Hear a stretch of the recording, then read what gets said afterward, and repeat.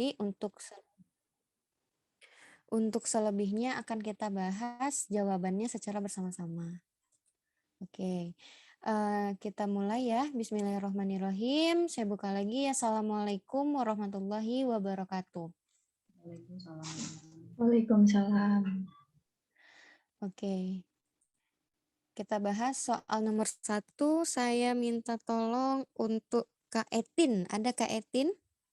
Kak Entin. Ada, Kak. Boleh minta bantu untuk baca? Apakah sampel yang digunakan dalam pengujian tersebut? Apoteker pejuang UKAI di salah satu industri farmasi di bagian quality control akan melakukan penetapan kadar zat aktif produk dengan NOBETS 2856E yang ditarik dari pasaran karena ada laporan bahwa produk tersebut mengandung bahan etilen glikol tidak sesuai standar. Hasil penetapan kadar bahan obat tersebut harus dibandingkan. Apakah sampel yang digunakan dalam pengujian tersebut?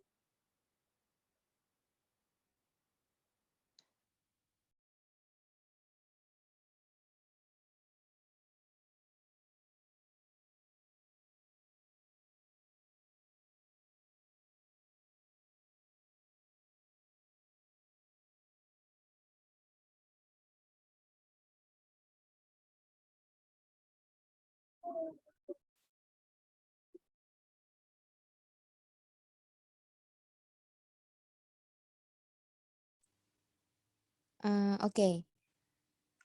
Saya ngomong tadi tetapi saya lupa unmute ya, nggak apa-apa. Nah, jadi terima kasih untuk Kak Etin sudah dibaca. Aduh, ada ini lagi. Bentar ya, saya stop dulu.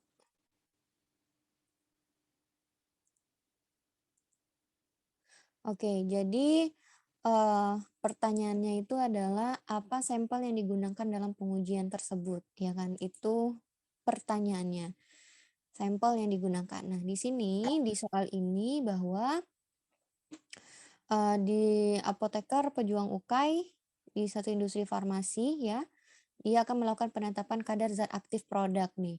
Tapi produknya itu di pasaran mengandung etilen glikol ya. Terus dia tidak sesuai dengan standar. Di sini kata kuncinya adalah etilen glikol ini tidak sesuai dengan standar. Nah, kemudian ya, keyword yang selanjutnya hasil penetapan kadar bahan obat tersebut harus dibandingkan. Nah, pertanyaannya, bahan apakah ya atau sampel apakah yang dapat digunakan sebagai pembandingnya gitu dalam sediaan obat ini. Nah, kira-kira jawaban teman-teman apa nih?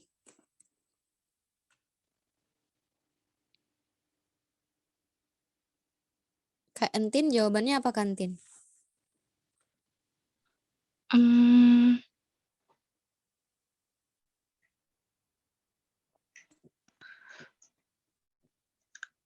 D, Kak.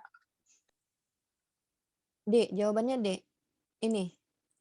Gitu. Oke. Jawaban yang lain? Yang lain kira-kira apa jawabannya?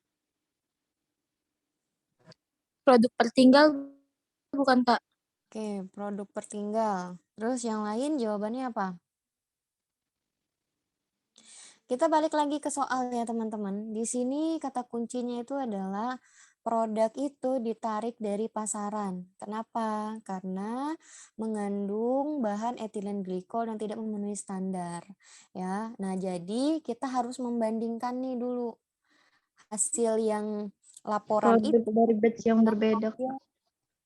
Oke, jawabannya A ya. Tadi jawabnya. Oke, nah jadi kita harus membandingkan nih hasil yang laporan itu dengan produk yang dibuat sendiri oleh industri farmasi. Gitu. Nah, jadi jawabannya ini adalah produk pertinggal ya, teman-teman. Kenapa? Karena bentar. Karena susah banget nih.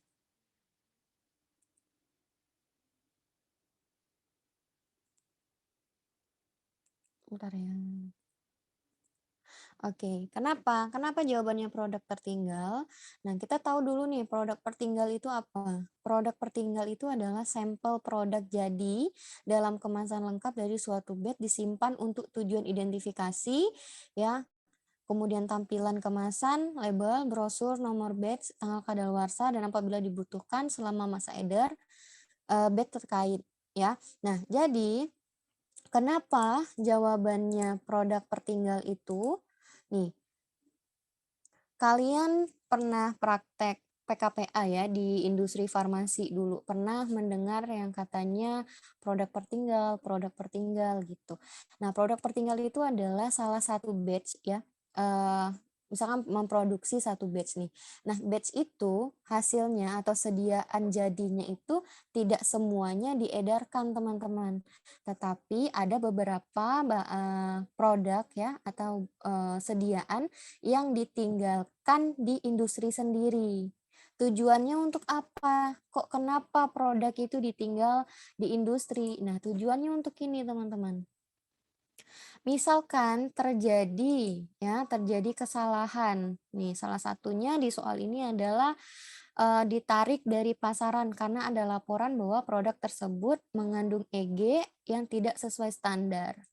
Nah, industri farmasi tidak boleh asal langsung, asal langsung tarik, gitu. Kenapa? Karena harus dicek dulu kadar yang dari sampel pertinggal ini, yang ada di industri farmasinya. Kalau misalkan benar kadarnya tidak memenuhi standar sesuai dengan, yang sudah diproduksi, maka produk tersebut dapat ditarik, gitu.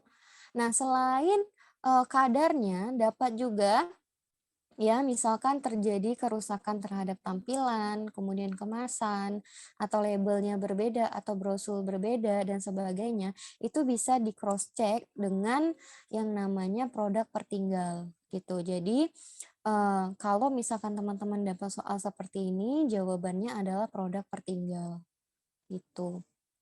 Nah, paham nggak maksudnya gimana? Atau masih belum mudeng? Gimana, paham nggak? Paham, Kak? Yang lain, paham? Paham, Kak. Oke. Kemudian kita lanjut soal berikutnya. Boleh Kak Wiwi. Kak Wiwi Yuliana boleh bantu? Iya, Kak. Bahan eksipien apakah yang harus ditambahkan untuk mengatasi masalah tersebut? Sebuah industri farmasi sedang melakukan produksi obat amoksisilin 500 mg. Pada saat proses kontrol ditemukan terdapat tablet mengalami capping. Bahan eksipien apakah yang harus ditambahkan untuk mengatasi masalah tersebut? Oke. Silakan disimpan dulu jawabannya masing-masing ya. Jadi kalian harus punya jawaban masing-masing dulu. Nah, jadi keywordnya apa Kak? Dari sini keywordnya apa yang bisa Kakak ambil? Atau kata kuncinya dari soal ini? Capping-nya, Kak. Ya, Mengalami capping ya, Kak? ya, capping. Ya. Nah, terus ada lagi nih keywordnya. Dia capping, kenapa? Harus ngapain gitu? Ada satu lagi kata kuncinya. Apa kira-kira? Eksipien, Kak. Iya, benar. Jadi di soal ini itu sediaan amoksisilin ini dia mengalami capping. Nah, untuk mengatasi capping ini, eksipien apa yang harus kita tambahkan? Nah, kira-kira di sini ada pengikat, penghancur, pengisi, pelicin, pelincir. Kira-kira yang mana yang tepat? Pengikat. Pengikat, Kak. Pengikat, Kak. Pengikat. Yang lain? Oke. Nah, capping itu apa sih? Ada yang tahu nggak capping itu? terpisahnya bagian atas atau bawah tablet. Iya, benar. Jadi capping itu terpisahnya bagian atas atau bagian bawah si dari tabletnya itu, dari sediaannya itu. Nah, kenapa itu berpisah? Itu kan, kenapa ada yang tahu? Karena kurangnya pengikat. Jadi benar ya. Pengikat. Iya. Jadi jawabannya memang pengikat. Ya.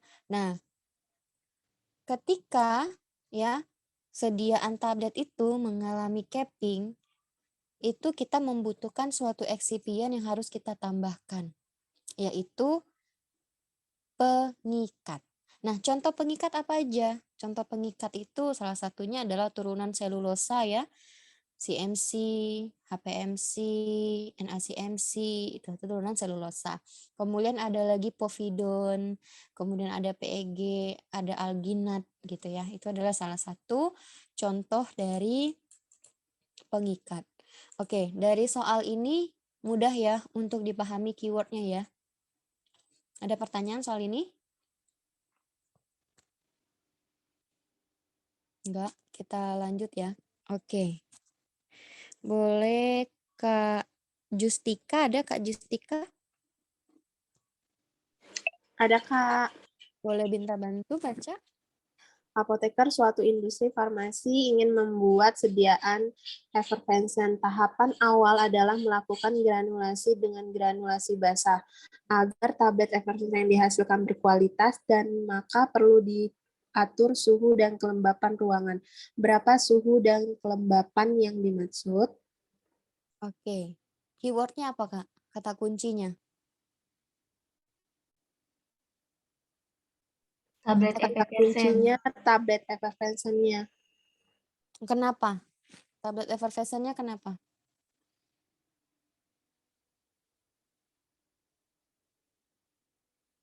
Kenapa tablet efervescennya? Dia bilang ingin membuat sediaan efervescen. Iya, kenapa efervescennya? Nah, jadi kata kuncinya itu adalah dia mau bikin tablet efervescen itu di suhu dan kelembapan berapa? Tuh, ya, itu kata kuncinya. Jadi kita harus berpikir suhu sama kelembapan yang tepat ya untuk pembuatan tablet efervescen itu ada di berapa aja sih gitu. Ya, nah kira-kira jawaban dari A sampai E itu yang mana?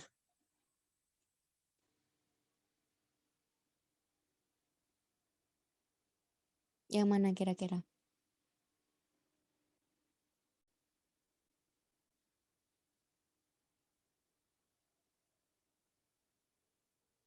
Oke.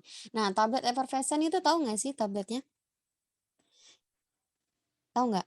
Tahu, Kak. Ya, Tahu kan tablet iya kayak CDR gitu yang dilarutin dalam air gitu ya. Nah, kenapa? Karena tablet efervescen ini itu adalah terdiri dari campuran ya antara natrium bikarbonat atau nabik dengan asam sitrat ataupun asam tartrat ya. Nah, kalau misalkan sediaan itu dicelupkan dalam air yang sifatnya basah ya, dia akan membentuk buih atau gas CO2. Nah, kalau kita membuat sediaan ini, tablet efervescen ini, Apa jawabannya? apa? A jawabannya. Iya, benar jawabannya A. Jadi kita membutuhkan suhunya itu di 25 derajat Celcius dan 25% kelembapannya. Gitu. Jadi kalau nanti ada tablet efervescen 25 derajat Celcius dan 25%. Ya, itu untuk suhunya.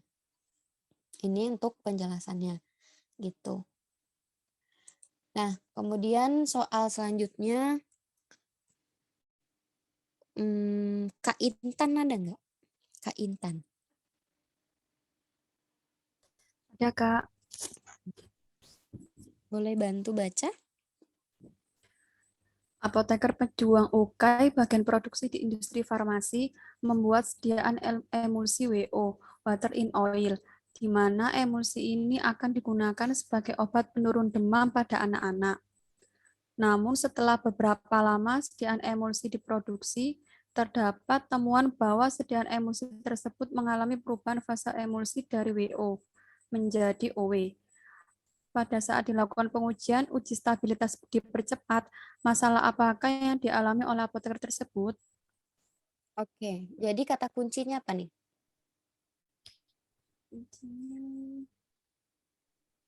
Perubahan fase emulsi. Jadi pertanyaannya itu adalah atau keywordnya kata kuncinya itu adalah perubahan fase emulsinya dari W per O menjadi O per W ya. Jadi fasenya nih yang berubah gitu. Nah, kira-kira jawaban dari soal ini tuh apa? A. Yang lain? Yang lain sama? Oke. Jadi jawabannya adalah benar A ya. Kenapa jawabannya A? Karena ini tadi ya inversi fase itu perubahan ya, perubahan emulsi dari fase awalnya berubah jadi fase yang baru. Contohnya apa yang awal? Misalkan ini nih, water in oil ya, dia berubah jadi oil in water gitu. Jadi fasenya berubah. Nah, biasanya ya inversi fase ini terjadi karena volume fase terdispersinya itu hampir sama jumlahnya dengan fase pendispersi. Sehingga terjadi perubahan tipe gitu. Kalau di sini W per O menjadi O per W. Gitu. Ya, kenapa bisa berubah fasenya ya? Karena tadi ya volume fase terdispersi itu hampir sama dengan jumlahnya dengan fase pendispersinya. Gitu. Nah, kalau cracking itu apa sih? Dan tahu nggak cracking itu apa? Tapi sebelum kita masuk ke penjelasan ini kan ada namanya ketidakstabilan emulsi ya. Ketidakstabilan emulsi itu ada yang bersifat reversible, ada yang bersifat irreversible.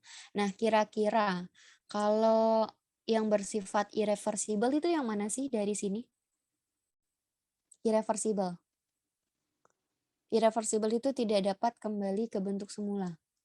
Inverse fase itu irreversible, Kak. Apa? Yang A itu irreversible, Kak. Iya, termasuk irreversible. Kalau kemudian yang B apa? Cracking termasuk ke mana?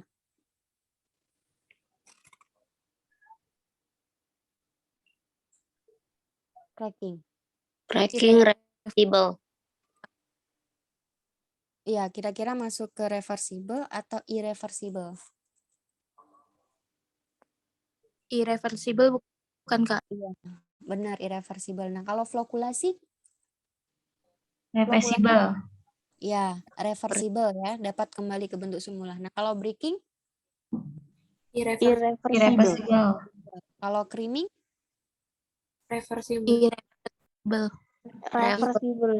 Reversible. Creaming itu reversible ya. Jadi yang reversible itu creaming sama flokulasi. Jadi sisanya termasuk ke dalam irreversible. Nah, tapi kalian sudah tahu nggak inversi fase dia perubahan fase ya kan? Kalau cracking itu kayak gimana contohnya? Cracking itu hampir sama kayak coalescence ya. Cracking itu sama kayak coalescence. Coalescence atau cracking itu dia bersatunya tetesan minyak ya atau air menjadi tetesan lebih besar. Jadi dia akan membentuk gumpalan-gumpalannya itu lebih besar gitu. Kalau flokulasi ya terpisahnya fase terdispersi pada bagian atas ya. Jadi dia dapat kembali ke bentuk semula kalau dilakukan pengojokan.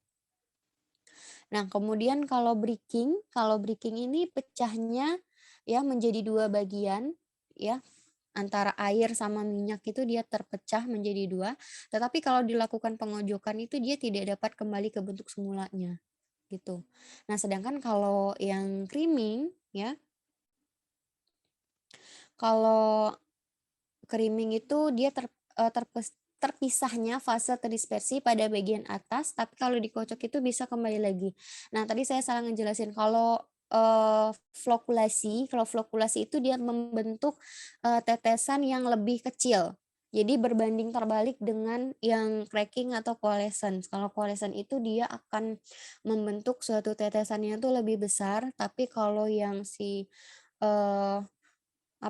kalau si flokulasi ini ya, yang C, kalau flokulasi ini dia akan membentuk gumpalan menjadi tetesan yang lebih kecil gitu. Jadi dia gumpalannya tuh lebih kecil dibandingkan dengan si coalescence gitu. Jadi nanti teman-teman kalau misalkan dapat soal seperti ini, jangan sampai kebalik-balik ya, contohnya ya. Soalnya ada juga tuh soal-soal itu dikasihnya itu bentuknya gambar gitu. Nanti kita nebak nih gambar A, misal gambar A, B, C gitu ya. Nah gambar yang A itu gambar apa? Apakah terjadi cracking, flokulasi, breaking, atau creaming gitu. Nah jadi teman-teman harus lihat juga gambarnya dan mengetahui juga perbedaan dari masing-masing ketidakstabilan ini. Nah ini merupakan jawabannya. Terus kita lanjut ke soal selanjutnya, soal hitungan ya. Oke, silakan disiapkan dulu kalkulator ya. Nah, untuk membantu saya ke Geliga Kartika Putri ada?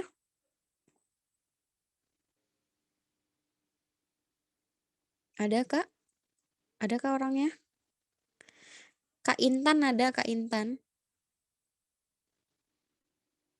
Mana nih orangnya? Kak Intan ada? Ada, Kak. Oke, boleh minta bantu baca, Kak? Apoteker industri farmasi di bagian R&D melakukan penetapan waktu kadaluarsa injeksi aminofilen HCl 25 mg per mili. Reaksi degradasi mengikuti orde 1. Berdasarkan hasil pengujian T setengah aminofilen sebesar 10 jam. Berapakah T90 obat tersebut? Oke, jadi keywordnya apa, Kak?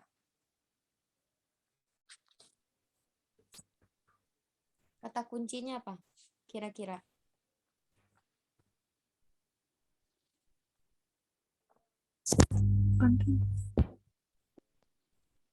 Kata kuncinya apa?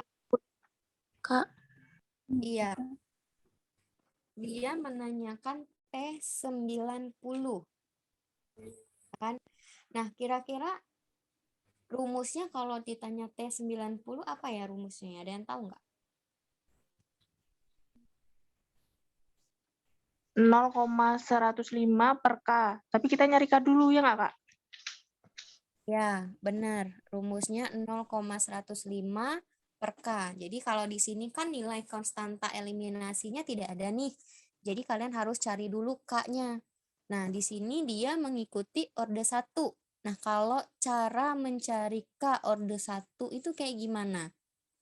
Apa rumusnya? Mencari K orde 1. 0,693 per 10. 0,693 dibagi T setengah. Iya, benar. 0,693 dibagi tes setengah ya. Tes setengahnya 10 jam. Itu maksudnya tadi. Oke, silakan coba dicari dulu nilai K-nya, baru nanti dimasukkan ke rumus T90. Tadi rumus T90 itu adalah 0,105 dibagi K.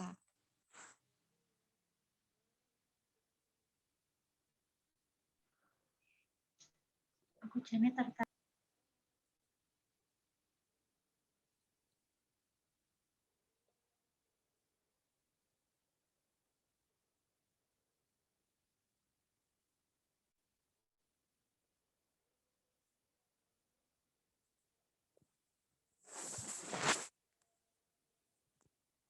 Ya, Kak. 1,5.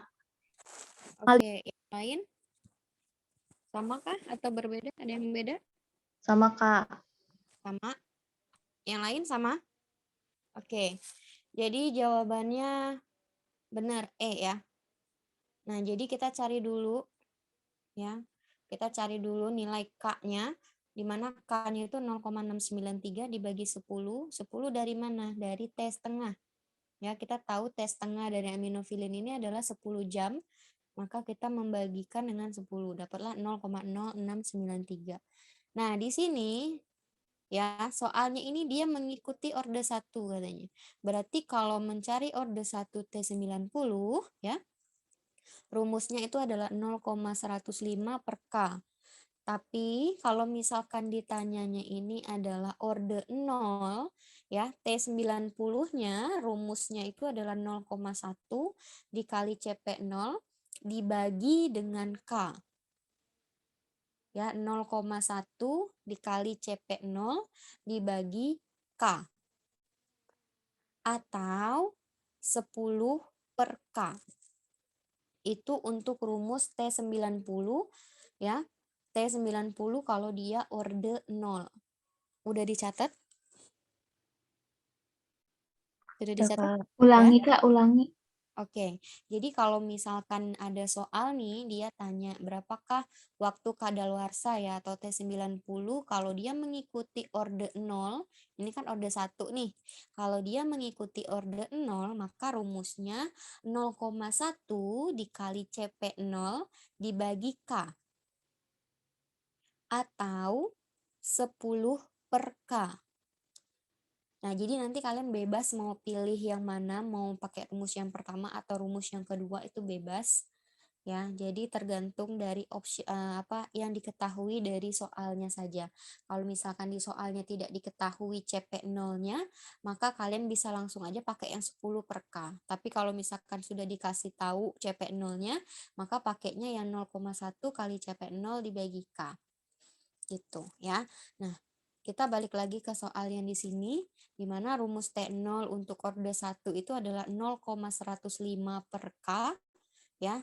Dibagi K-nya tadi sudah kita dapat perhitungannya, maka dapatnya hasilnya 1,5. Nah, kira-kira teman-teman di sini dalam menganalisis soal seperti ini, ya, waktu kadaluarsa apakah ada yang mau ditanyakan nggak atau masih bingung nggak? Karena kadaluarsa ini juga lumayan ya soalnya ya. Kak, kalau dia ditanyanya tes 95, itu sama juga nggak, Kak, rumusnya? Oh, itu beda, itu CSS.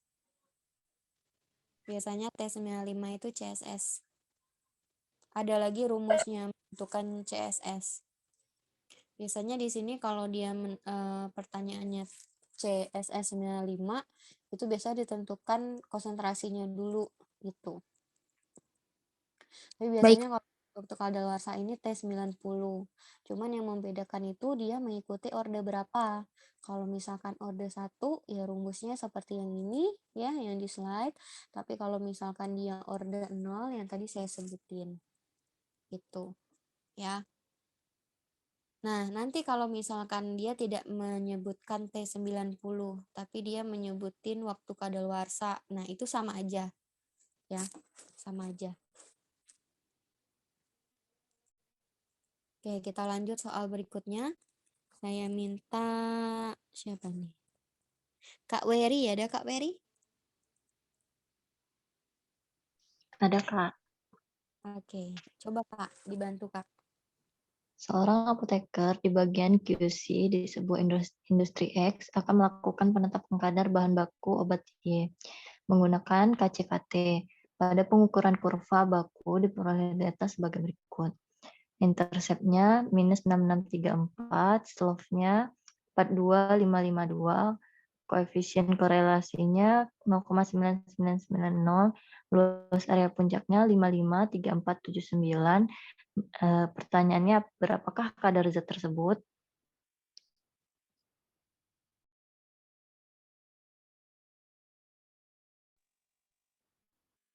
Udah, Kak.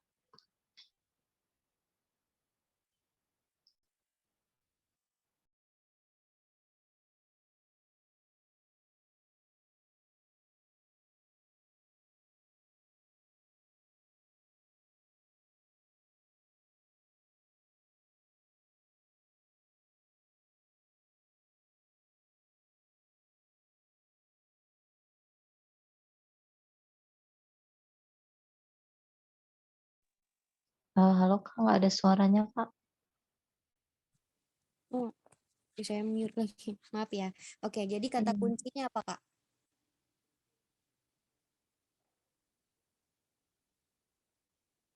Dia menggunakan KCKT, Mm-mm. terus mau melakukan penetapan kadar. PCKT, dia mau melakukan penetapan Kadar. kadar. Ya, benar ya. Nah, jadi pertanyaannya? Oh, ini slide-nya hilang ya? Iya, Kak. Coba bentar ya. Udah ada kah? Lagi loading, Kak. Sudah, Kak. Oke, Anggi. Nanti kalau sudah join aja lagi ya. Oke, siap, Kak. Makasih. Oke, jadi pertanyaannya ini adalah dia menentukan berapa kadar zat tersebut. Jadi kita harus menentukan ya atau mencari berapakah kadar dari pertanyaan ini. Nah, yang mana kita tahu nih nilai intercept, nilai slope, koefisien korelasi, luas area puncak ya. Nah, kira-kira di sini intercept. Intercept ini nilai apa ya?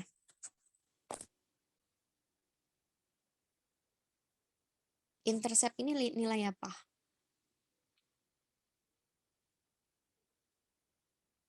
Nilai A ya, Kak? Iya, intercept itu adalah nilai A.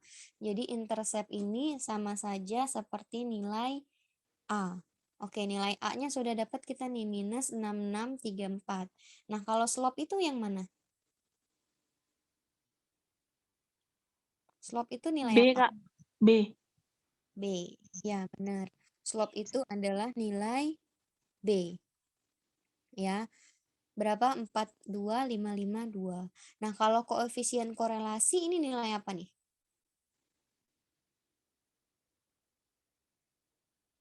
R Gimana? ya Kak, R. Bukan. Ingat rumus regresi linear atau persamaan regresi linear? Y sama dengan AX plus B. Y sama dengan BX plus minus A. Ya kan? Itu adalah rumus Iya. persamaan regresi linear. Nah, kalau di regresi linear, kalau koefisien korelasi ini sebagai nilai apa? Kita udah dapat nilai A, sudah dapat nilai B. Nah, terus kira-kira ini nilai apa nih? Nilai X-nya, Kak. Nilai? Nilai apa? Nilai Y, Kak. Terus kalau ini Nilai apa? Luas area puncak apa?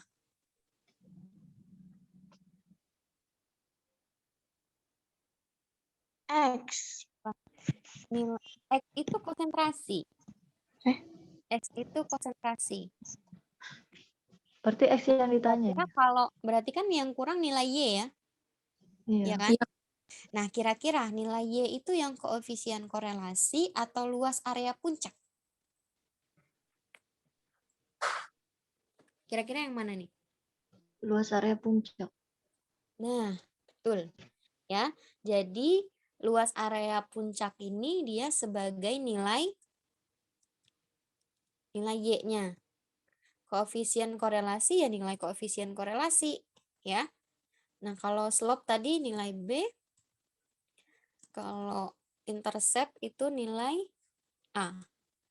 Nah, sekarang pertanyaannya, kita sudah dapat nih, ya kan, yang diketahui dari soal kita sudah dapat. Kemudian kita menjawab lagi pertanyaan, berapa kadar zat tersebut? Berarti kalau kadar, kita mencari nilai apa? X. Iya, benar. Berarti yang ditanya itu adalah nilai X-nya berapa? Ya kan? Nah, berarti kalian tinggal masukin rumus Y sama dengan BX plus A. Nah, sekarang tinggal cari nilai X-nya berapa. Sudah ada rumus, tinggal kalian masukin datanya. Nanti bakal dapat nilai X-nya berapa. Coba dicari.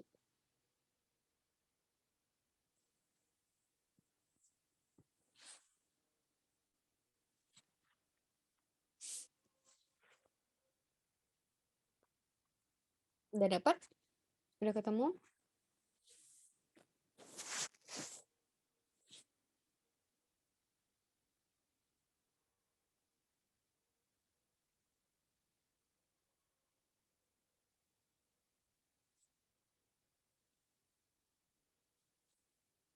Gimana? Ada kesulitan? Ada kesulitan kah?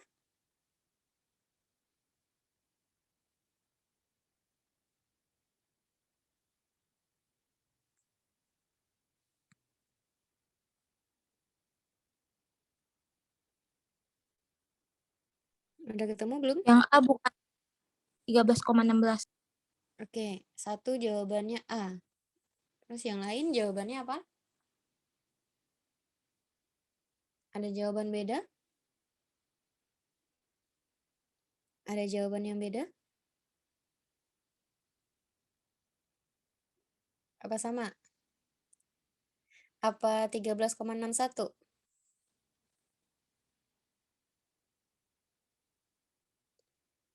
Kak Alifa tadi berapa? Kak Alifa? Yang A 13,16. Oke. Kak Dinda dapat?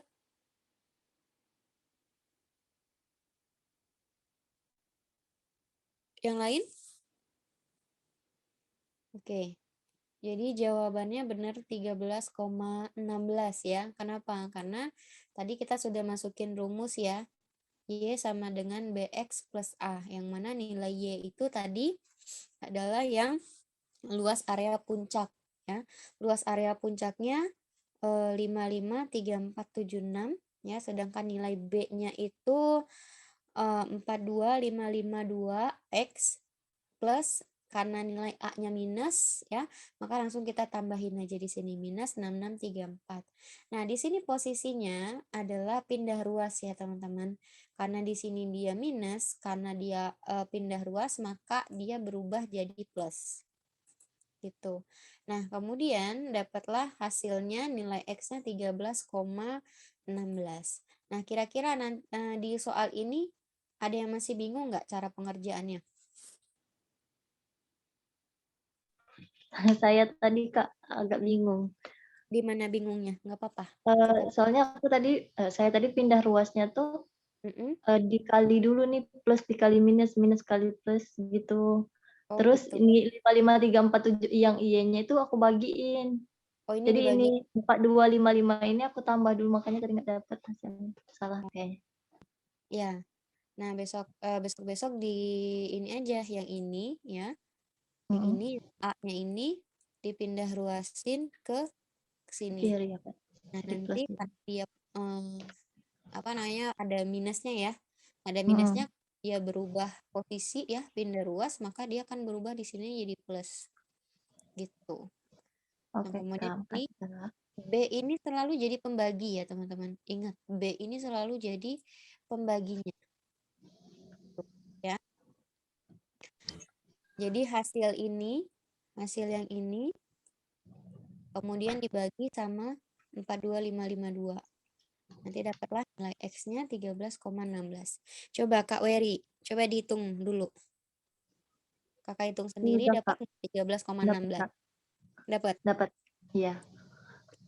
Itu ditambah 553476 ditambah 6634 hasilnya 560,110. Nah, dibagi nih sama 42552 hasilnya 13,16.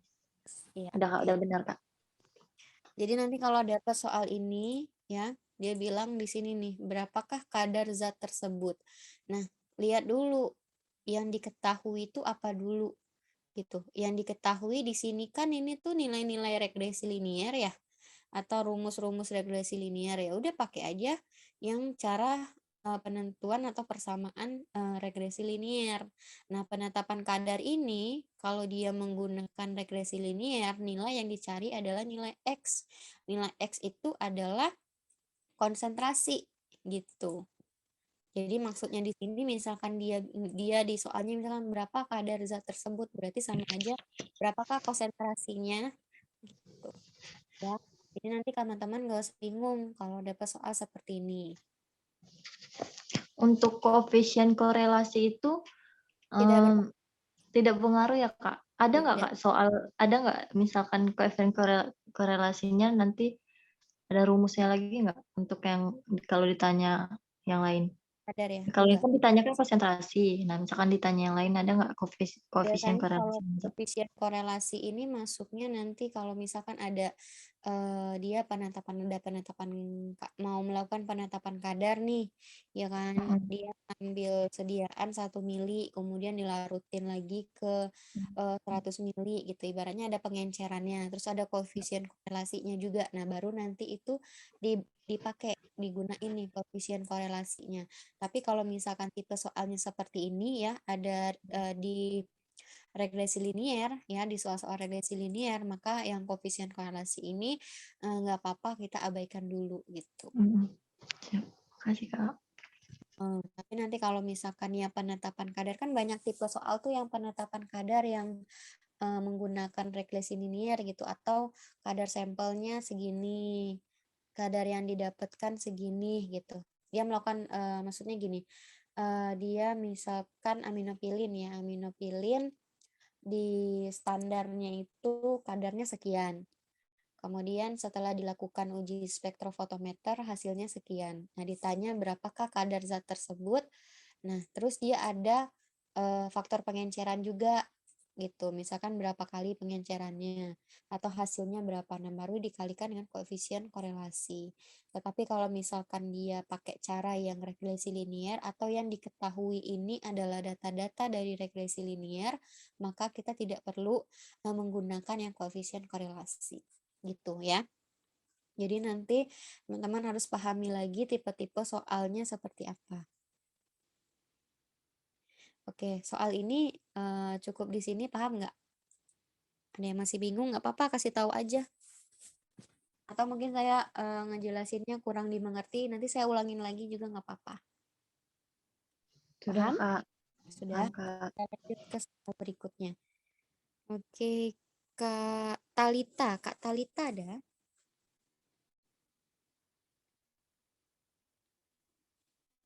Kak Talita ada? Gimana? Oke. Kak Maya ada? Ada, Kak. Oke, boleh bantu? Seorang apoteker di industri farmasi bagian QC akan menetapkan kadar sifat alir granul cetirizine. Berdasarkan hasil pengujian, didapatkan nilai bulk density 0,5 gram per ml dan tap density 0,6 gram. Berapakah nilai Card Index granul cetirizine tersebut? Oke, jadi keywordnya apa dari soal ini, Kak? Kata kuncinya.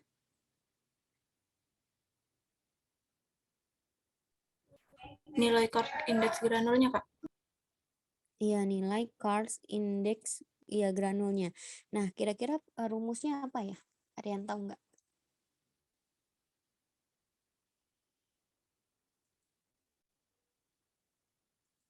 Ada yang tahu nggak rumusnya?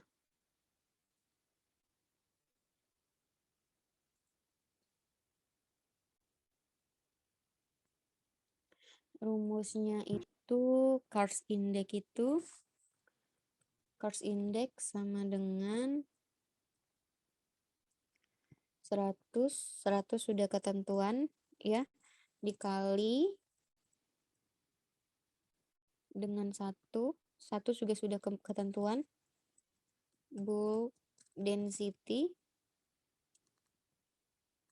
dibagi dengan dapat Volume awal dikurang volume akhir gitu nggak sih? Dibagi volume awal lagi dikali 100%. Berapa hasilnya? Kalau pakai cara kayak gitu berapa hasilnya? Belum aku kerjain, ntar Kak kerjain dulu. Bukan dikali, ini dikurang. Ini.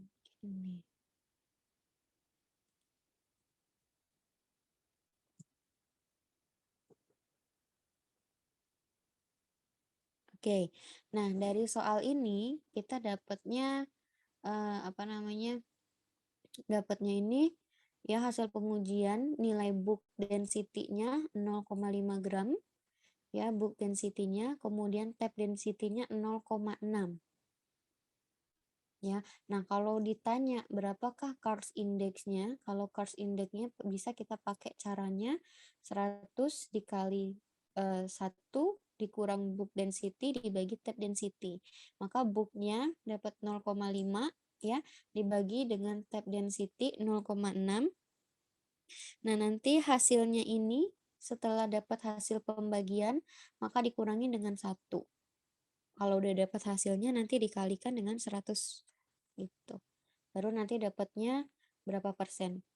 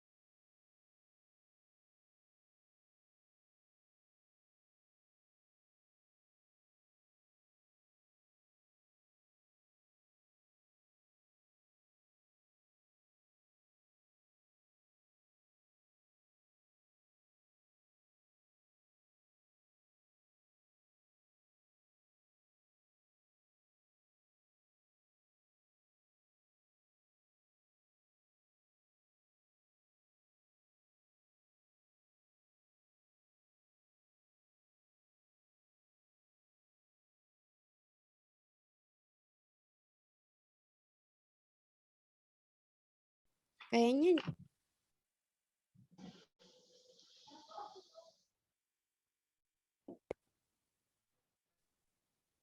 halo? Kayaknya jaringan saya lagi Iya, Kak. error. Nah, Iya, halo. Kak. Maaf ya. Soalnya di sini lagi Kakak, hujan.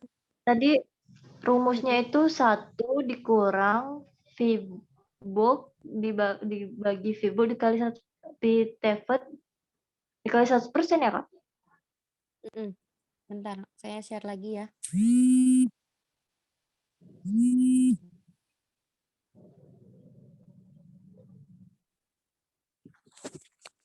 Kelihatan belum? Di Kelihatan, sini Kak. di sini lagi hujan teman-teman ya. Jadi mohon maaf kalau misal sering keluar-keluar. Hasilnya 16%, Kak.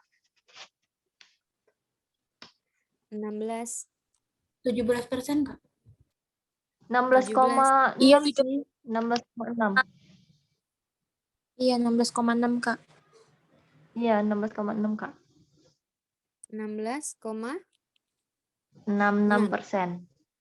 16,6%. Oke. Nah, di sini ya, kelihatan nggak sih screen-nya? Kelihatan, Kelihatan Kak. ya? Oke. Nah, rumusnya itu adalah C ini sama aja indeks CARS ya. 100 dikali 1 dikurang book density dibagi tab density. Jadi tadi kita sudah dapat nilai book density-nya ya. Book density-nya 0,5 sedangkan tab density-nya adalah 0,6. Jadi tinggal kita masukin nilai, maka didapatlah ini seharusnya kurang 1 dikurang book density dibagi tab density. Dapatnya 17%. Nah, sebenarnya ini 16,66 juga, tetapi bisa kita bulatkan menjadi 17 ya. Karena dia lebih dari komanya itu 5. Nah, kita lihat juga di sini di optionnya itu tidak ada koma-komaan ya kan. Seharusnya kalau di sini ya, misalkan di sini 0,66. Nah, maka kita bisa pilih yang D jawabannya. Nah, karena di sini tidak ada 66-nya, maka kita ambil ya jawabannya adalah yang 17%. Nah, di sini teman-teman paham nggak maksudnya dari pertanyaan dan pembahasan soal ini?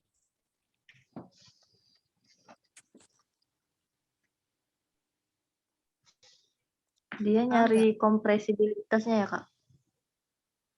Mm-mm.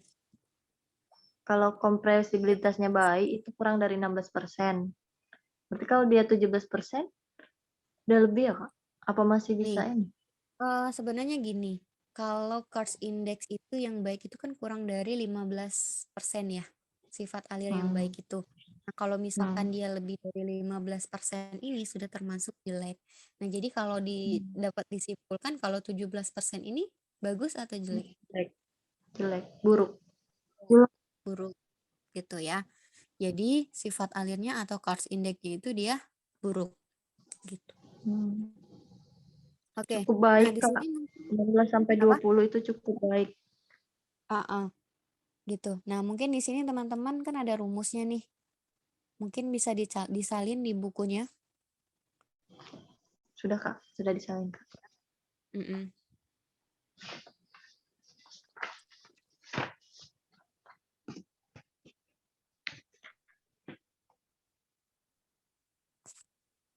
Oke, paham ya?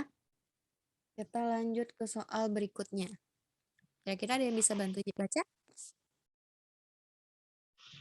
Saya, Kak. Tuan Oke, A boleh. berusia 60 tahun dengan berat badan 70 kg, mempunyai riwayat penyakit infeksi saluran kemih. Ia diberi resep tablet antibiotik oleh dokter. Diketahui volume distribusinya 40% dari berat badan. Tes tengahnya eliminasi 1,5 jam. Berapa clearance totalnya dalam mili per menit? Oke, jadi kata kuncinya apa? Dia mau CL, mencari clearance-nya atau CL. Dari ketahuan PD-nya, distribusinya sama tes tengah. Jadi CL sama dengan PD dibagi tes tengahnya. Lupa ya. Ini, untuk yang rumusnya saya lupa, Kak, untuk rumus CL-nya. Tapi yang diketahui itu volume distribusinya sama tes tengahnya. Dia mau nyari clearance. Ya. Jadi pertanyaannya itu adalah atau kata kuncinya itu adalah menentukan berapa clearance totalnya, ya. Nah, kita dapat nih di sini pasiennya 60 tahun, BB 70 kg. Dia mempunyai volume distribusinya 40% dari berat badan. Nah, berarti kalau misalkan ada kata-kata 40% dari berat badan atau berdasarkan berat badan, maka kalian harus mengkalikan dengan berat badannya. Nah, kemudian di sini ada tes tengahnya itu 1,5 jam. Jadi berapa clearance totalnya? Nah, berarti di sini dicari CL. Kalau CL itu rumusnya apa ya? Ada yang tahu? Clearance itu rumusnya apa ya? Per ini ya. Volume distribusi bagi tes tengah ya, Kak? V kali. V lupa, Kak. Wait, Kak. Buka lagi, Kak. Volume K kali distribusi PD, kali Kak. K. Iya, benar. Jadi rumus dari si Iya, dikali, CL Kak. Volume distribusi dikali, Kak. Bentar. Kok nggak bisa di sini ya? Ya, betul sekali. CL itu rumusnya K kali Dikali VD. PD. K-nya udah ada belum di sini? Belum, Nilai Kak. K-nya belum. Nah, berarti harus ngapain kalau belum ada Cari nilai K dulu, K-nya? Kak. Ya, nyari K. Nyari K itu ada dua loh, ada orde 1 sama orde 0. Kalau misalkan di sini tidak ada bahasan orde-ordean, berarti langsung ambil aja itu orde 1. Berarti 0,6. Iya, Nanti kan 0,63. 1,5. Bentar. 0,462, Kak. Oke, yang lain berapa? Sama, Kak. Sama? Sama yang lain? Berapa dapatnya? 0,462. Oke. 2. Kira-kira nih, itu kalau K itu satuannya apa?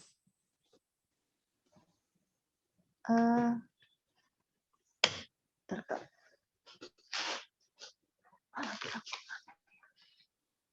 K itu satuannya jam. Per jam ya, Kak? Per jam, Ya, Kak. per jam. Nah, jangan lupa nih di sini. Dia mintanya apa? Mili per menit. menit. Berarti jam itu kita ubah ke Menit. Nah, Hasilnya tadi 0,462 jam itu berapa menit? Makanya hasil 62 dari jam. Kak tadi 1 jam ada berapa menit? 60. 60. 60. Nah, berarti nilai K itu kalian bagi dengan 60. Nanti dapatlah satuannya jadi jam. Jadi menit, maaf. 0,007, 0, berapa? 0,0. 7,7 kali 10 pangkat min 3. Pangkat min Berarti itu 3 berarti 0,0077. 0,0077. Iya, betul. Iya, kalau pangkat min 3 artinya 0-nya 3 Iya. kali, 0,0077 ya kan? Berarti udah Iya. dapat nilai K. Nah, Iya. sekarang nilai VD. Nilai VD ada nggak? Nggak ada. Ada 40% dari BB. Iya. Nah, kalau misalkan 40% dari BB gimana? Harus ngapain? Dicari dulu. Berarti dikali sama BB. Dikali sama Apa? BB-nya. Iya, dikali dulu sama BB. Karena di sini di soalnya 70 dikali. dari berat badan, maka harus dikalikan dengan BB. Berarti 40% dikali 28 BB-nya. berapa? 70. 40% 28. kali 70 itu artinya 28. Dapat 28. Oke. Nah, udah dapat nilai 28. Satuannya apa? Dia mintanya mili per menit. Volume distribusi itu satuannya liter. Jadi kalau misalkan dia minta mili, berarti harus ubah dulu liter ke mili. Kalau 28 liter berapa mili? 28 liter 1000 berarti. 28.000, Kak. Iya, 28.000. Nah, udah dapat nih. Nilai K-nya udah dapat, nilai VD-nya udah dapat. Nah, sekarang harus ngapain lagi?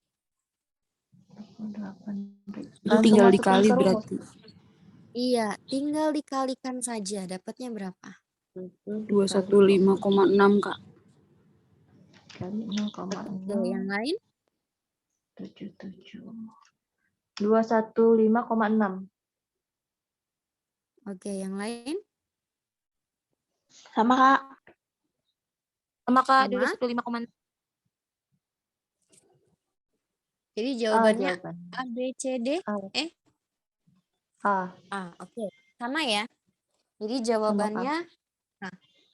Oke. Kita lihat pembahasannya.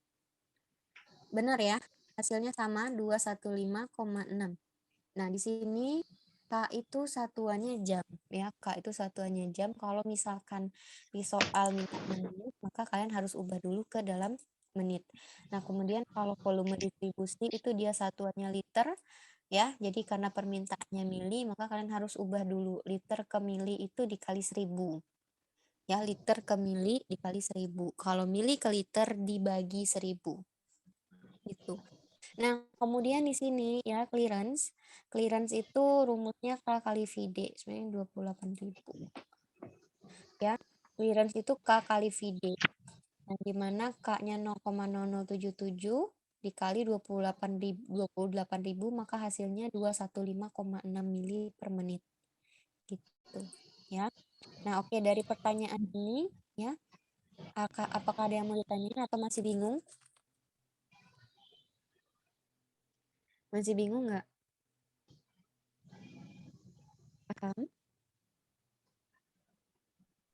Udah, Gimana? Kak.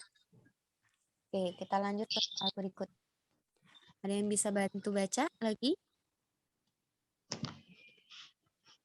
CK. Pasien lansia menerima. Boleh. Boleh, Pasien bantu. lansia menerima persediaan oral selama 2 hari. Pasien memiliki BB 55 kg dengan tinggi badannya 167 cm. Sediaan telah mencapai CSS-nya 15 mg per liter. Dengan volume distribusinya itu 25 liter. Berapakah dosis muatan atau loading dose yang diperoleh? Oke, jadi keywordnya apa? Kata kuncinya apa di sini?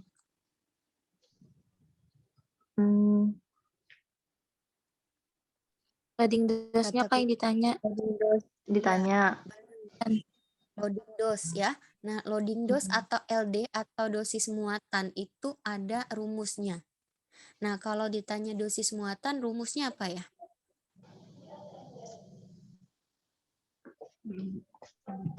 Apa rumusnya? Kalau dosis muatan. CSS dikali volume distribusi, bukan Kak? Iya, benar. CSS dikali volume distribusi. CSS-nya ada nggak di sini? Ada 15 mg per liter.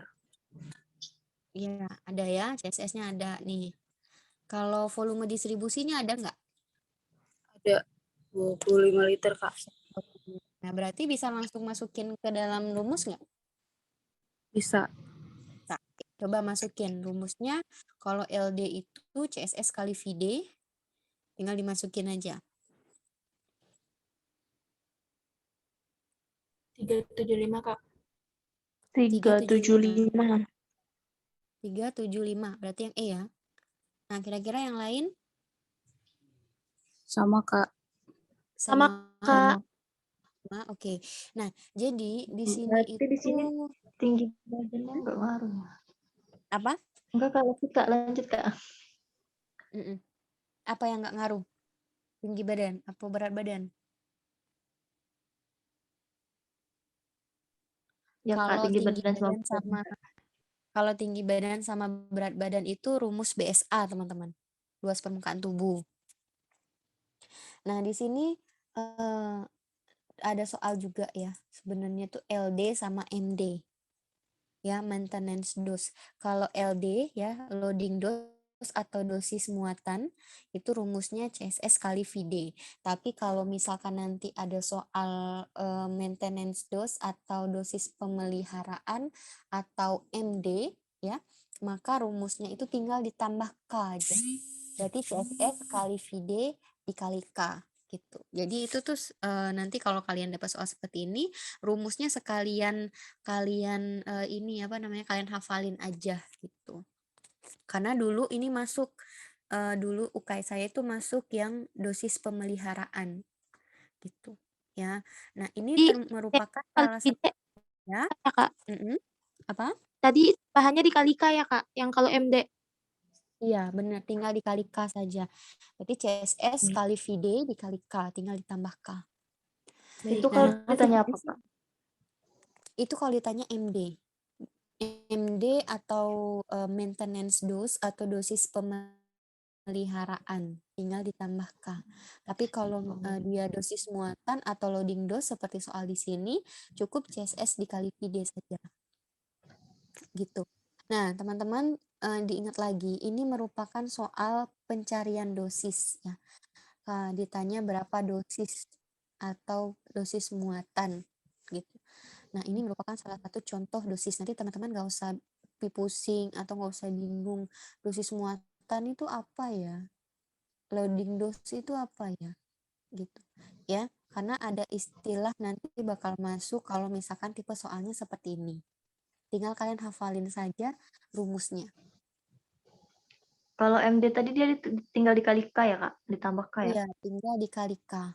CSS kali Berarti VD dari dikali VD K. kali K. Iya.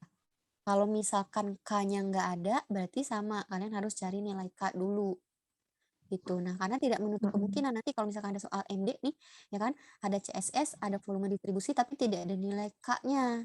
Berarti kalian harus cari. Gitu.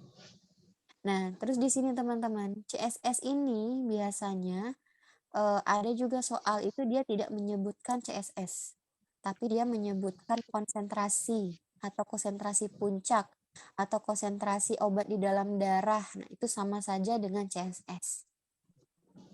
Ya. Konsentrasi apa aja, Kak? Ya. Konsentrasi puncak atau konsentrasi maksimal di dalam darah atau konsentrasi di dalam plasma. Nah, itu sama dengan CSS. Cuman beda istilah dan penyebutannya saja. konsentrasi maksimal dalam plasma. Oke, sudah, Kak. Makasih, Kak. Lanjut. Paham nggak sampai di sini? Lanjut, Kak. Paham, Lanjut ya. Kak. Oke. Nah, ada yang bisa bantu lagi saya baca? Kita masuk ke teori lagi nih. Saya. Boleh. Apoteker bagian produksi industri farmasi sedang melakukan produksi tablet paracetamol 500 mg. Pada proses pencetakan ditemukan kerusakan pada tablet yang setelah ditelusuri ternyata disebabkan oleh posisi dari pencetak tidak sesuai dengan ruang cetakan sehingga terjadi tablet tidak terbentuk sempurna pada saat proses pencetakan. Apakah kondisi yang terjadi pada tablet tersebut? Oke. Nah, kira-kira jawabannya apa nih? Keywordnya dulu, kata kuncinya dulu apa nih kira-kira? Kondisi yang terjadi pada tabletnya, Kak. Iya, kondisi apa dulu? Tabletnya kenapa? Pencetakannya tidak sesuai dengan ruang cetakan. Iya, kata kuncinya adalah pencetakan tablet itu tidak sesuai dengan ruang cetakan. Gitu, sehingga tabletnya tidak terbentuk sempurna. Nah, kondisi apakah itu? Itu adalah kata Whiskering, Kak. kuncinya. Atau Whiskering. yang mana? Whiskering. Ya. Jawaban lain ada? Selain whiskering? Jawaban lain ada? Ada nggak? Atau nggak tahu Kak gitu? Nggak apa-apa. Bentar. Satu sudah ada jawab whiskering. Kira-kira ada yang jawab lain nggak?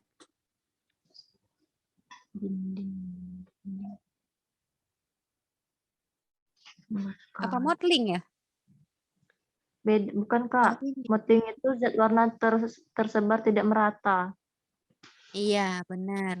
Modeling itu zat warna tidak menyebar tidak merata. Apa chipping? Chipping juga bukan. Bukan. Kalau chippingnya tidak halus atau tidak rata. Ya, chipping tidak halus, tidak rata. Bisa juga dia gompal ya.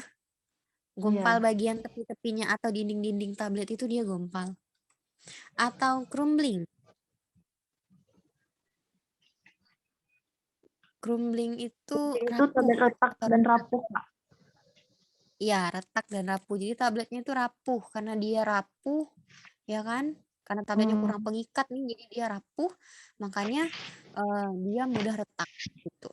Jadi jawabannya binding. Binding apa? Bukan Kak. Whiskering. Kalau binding itu masa yang dicetaknya itu dinding melekat di dinding die. Iya, kalau binding itu dia melekat dengan die.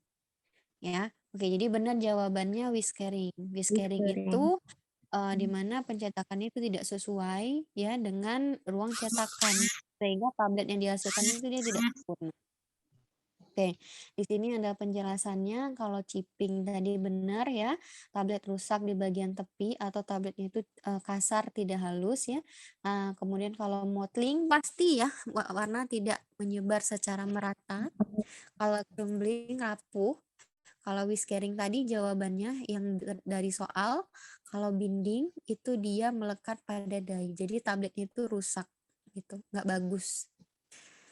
Oke, dari di sini dari istilah-istilah crumbling, mottling, binding, chipping, whiskering, kira-kira ada pertanyaan nggak? Ada yang masih bingung nggak nih? Kak, berarti crumbling itu sama cracking sama ya, Kak? Hanya beda nama aja? Atau ada nama lain selain cracking, crumbling gitu, Kak? Apa? Boleh diulang nggak? Crumbling sama cracking itu berarti sama ya, Kak? Crumbling? Beda. Crumbling. Kalau crack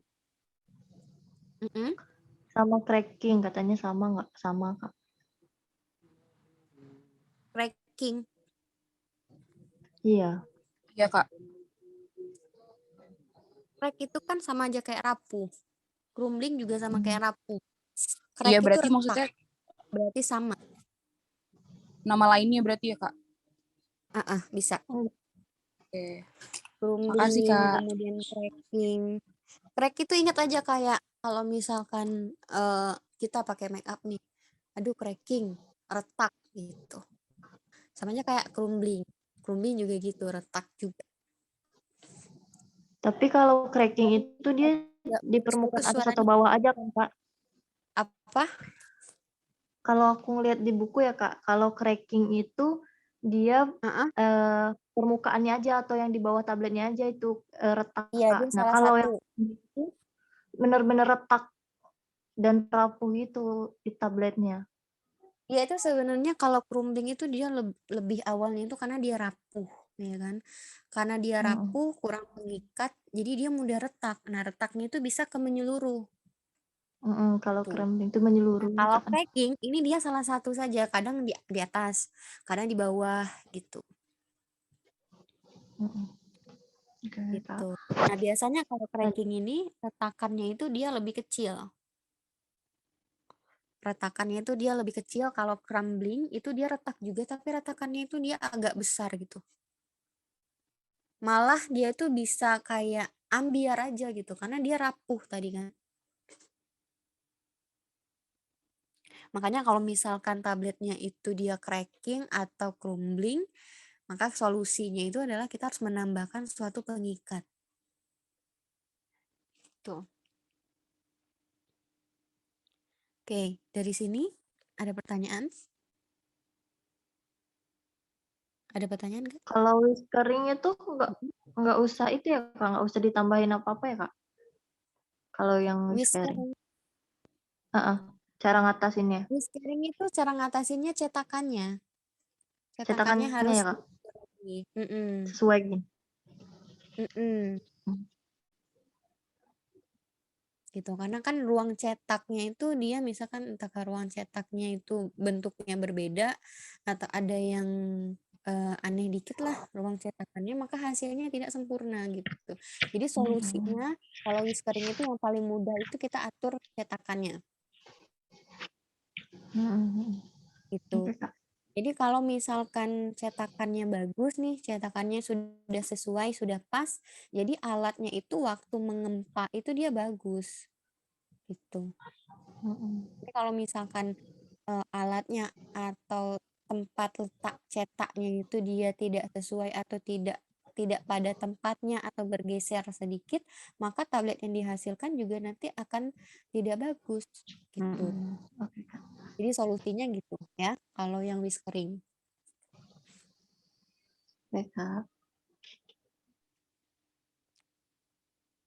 Ini juga sering keluar ya di soal-soal latihan.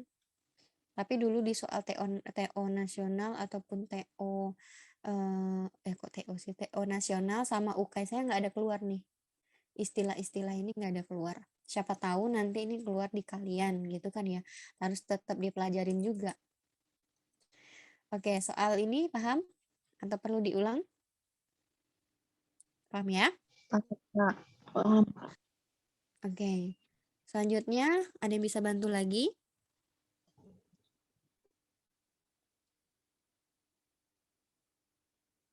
Ada yang bisa bantu lagi? Boleh, Kak. Apoteker pejuang UKAI sedang membuat suatu campuran kandungan zat A dan zat B akan dianalisis menggunakan KCKT.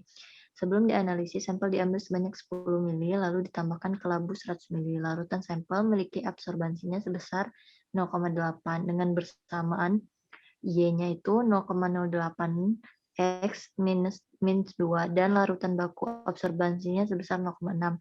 Berapa kali pengenceran tersebut? Dia yang kata kuncinya itu dia mencari pengencerannya, Kak. Berapa banyak Oke, good, pengencerannya? benar. Jadi pertanyaannya atau kata kuncinya di sini itu adalah berapa kalikah pengencerannya?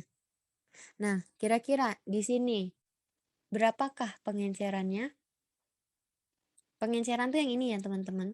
Dia sebelum dilakukan analisis, sampel diambil sebanyak 10 mili nih. Kemudian sampelnya 10 mili itu dilarutkan dalam labu 100 mili. Nah, itu adalah pengencerannya. Jadi caranya gimana? Cara ngitungnya gimana kira-kira? 100 bagi 10. Berapa hasilnya? 10. 10, Kak. 10. Yang lain? Yang lain? Yang lain sama? 10 juga? Oke, benar ya. Jadi kalau misalkan kalian nanti mencari ya, mencari pengenceran, karena ini dulu keluar juga di TO, kok TO sih, keluar juga di UKAI saya, ya, ini keluar juga di UKAI saya, berapa kali pengenceran. Tapi di UKAI saya dulu itu dia 3 kali pengenceran, kalau ini kan cuma sekali nih, ya kan? Kalau ini kan cuma sekali. Nah, kalau di dulu yang saya itu ada 3 kali, 3 kali proses pengenceran. Gitu. Nah, jadi caranya adalah yang kalian larutkan terakhir itu ya, yang terakhir kali kalian larutkan dibagi dengan jumlah mili yang kalian ambil. Itu rumus cara gampangnya lah gitu, biar mudah untuk dipahami dan biar mudah juga untuk diingat. Nah, karena yang jumlah yang diambil 10 mili dan akan dilarutkan ke dalam 100 mili, maka caranya 100 dibagi dengan 10. Gitu. Nah, kalau misalkan nanti ada apa namanya, ada lebih dari 1 kali pengenceran, kalau ini kan cuma 1 kali pengenceran nih. Ya kan, 1 kali proses. Ya kan? 1 kali proses. Kalau misalkan ada 3 kali bagaimana? Sama juga ya. Yang kalian larutkan, jumlah terakhirnya dibagi dengan jumlah yang kalian ambil. Nah, kemudian setiap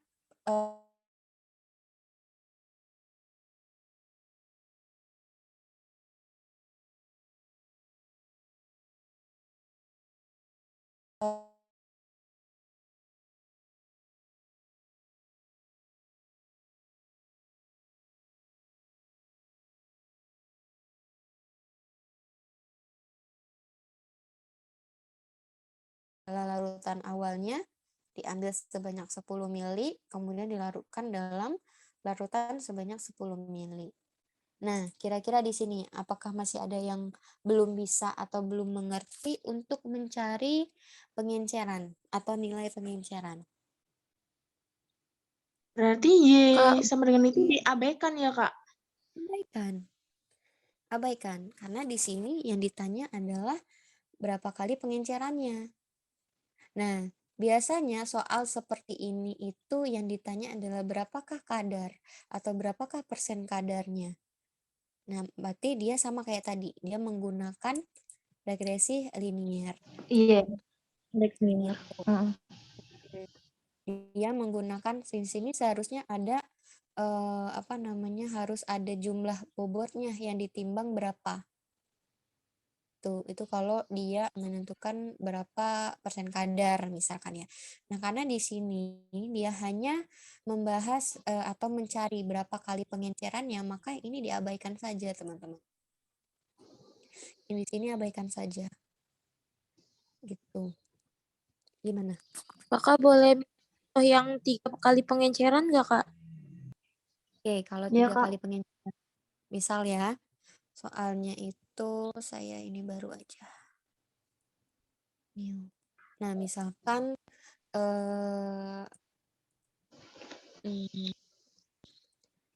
zat A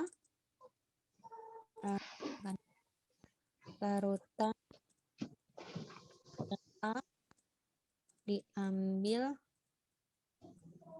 2 mili, kemudian dilarutkan ke dalam labu 50 mili, kemudian dari labu tersebut diambil kembali sebanyak 5 mili dilarut ke dalam labu 25 mili. Dari labu tersebut diambil kembali sebanyak mili dilarut ke dalam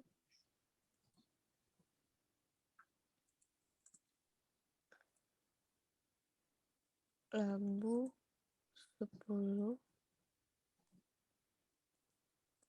mili. Nah, ini adalah salah satu contohnya ya. Larutan zat A diambil 2 mili nih. Dari 2 mili itu nanti dilarutkan dalam labu 50 mili. Nah, dari labu 50 mili ini diambil lagi 5 mili. Nah, dari 5 mili dilarutkan lagi ke 25. Nah, dari 25 ini diambil lagi 1 mili. 1 mili dilarutkan ke 10 mili. Nah, jadi caranya adalah sama kayak yang awal tadi. Berarti 50 dibagi 2, ya, 50 mili dibagi 2 mili. Karena ini adalah proses pengenceran yang pertama. Kemudian dikali pengenceran kedua berapa? Pengenceran proses kedua 25 bagi 5. 25 mili bagi 5 mili. Kemudian dikali lagi dengan proses pengenceran ketiga 10 bagi 1. bagi 1. Gini. Nah, nanti hasilnya kalian kalikan saja. Hasil ini kali ini kali ini. Gitu. Nanti ketemulah hasilnya 250. 250 kali pengenceran. Nah, kalau kalian dapat soal seperti ini merupakan soal bonus ya, teman-teman. Kalau kalian dapat soal seperti ini merupakan salah satu soal bonus. Gitu. Paham kan ya maksudnya?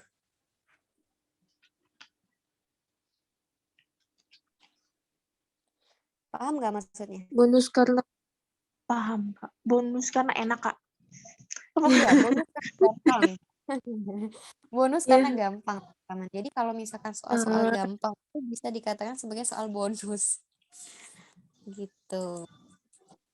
Kan Kak, bukan tipe soal 25 itu ada yang keren, Kak. susah. Apa? Bukannya hasilnya 1250. Iya, Berapa? Kak. 1250 ya segini. Iya. Gitu ya. Tapi nanti pengencerannya nggak nyampe ribuan kok. Paling berapa ratus gitu. baik Kak, Oke. makasih ya Kak. Nah, jadi nanti kalau dapat kalian disuruh cari pengenceran, ya, suruh cari pengenceran itu cara seperti ini. Nah, cara pengenceran mencari berapa kali pengenceran itu sangat juga diperlukan bagi kalian nantinya untuk mencari nilai persen kadar atau nilai berapa kadar ya itu masuk nanti karena ini akan berguna juga nanti. Jadi kalau misalkan kalian nggak tahu prinsipnya, prinsip cara perhitungan ini ya pengenceran ini, nanti kalian nggak bisa nyari nilai persen kadar gitu karena nilai pengenceran ini nanti dibutuhkan gitu. Oke, sampai sini paham ya? Oke, sekarang soal yang selanjutnya boleh dibantu.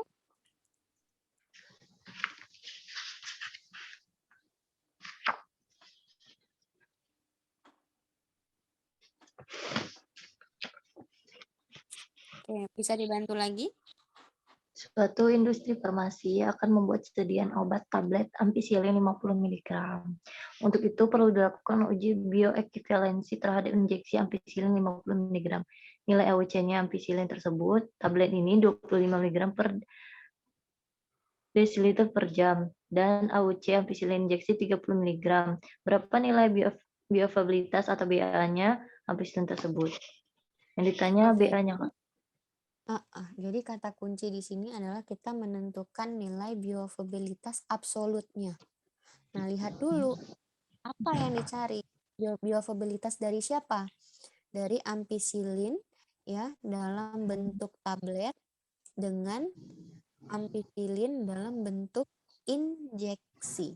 Nah, Injeksi. kira-kira bioavailabilitas absolut ya, ini rumusnya apa? Kalian tahu nggak rumusnya apa?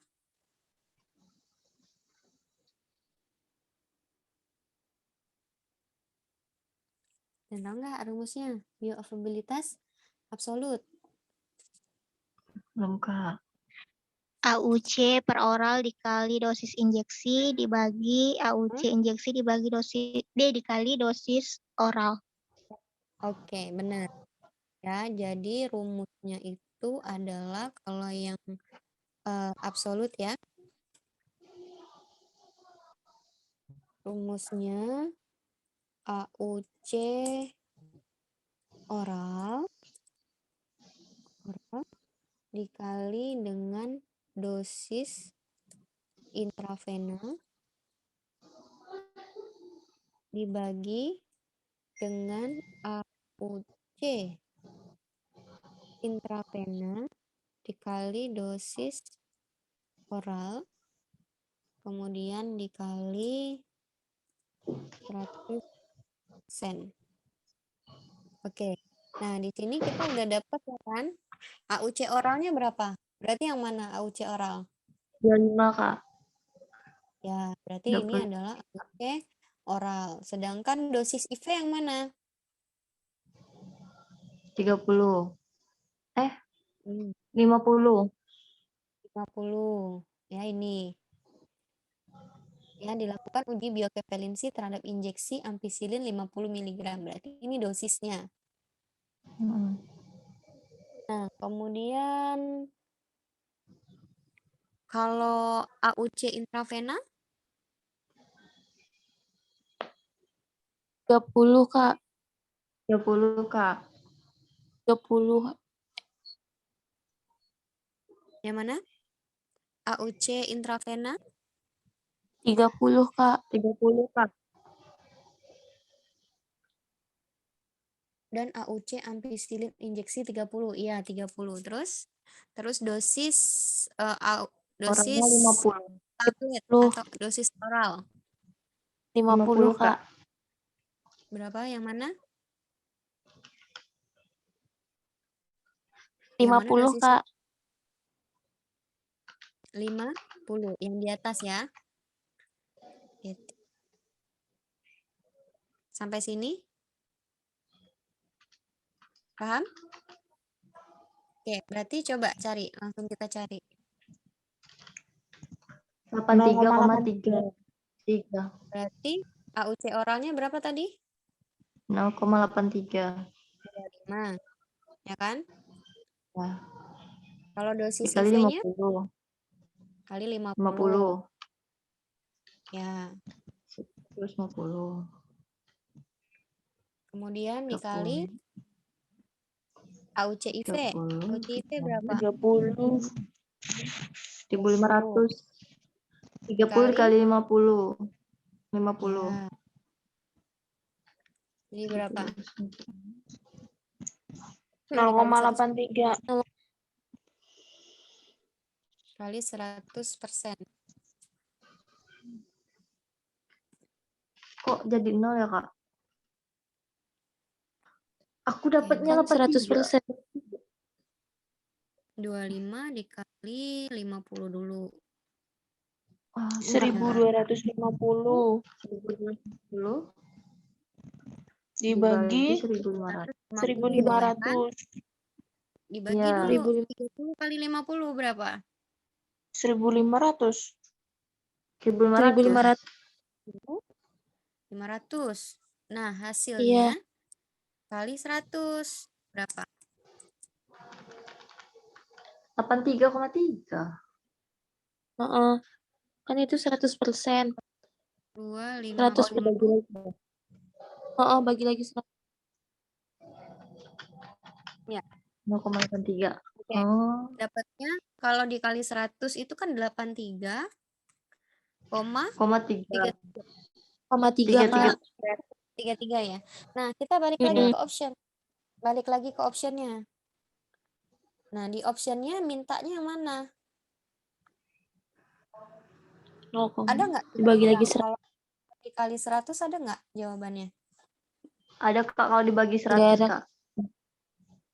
Ya, 0,83 Kak.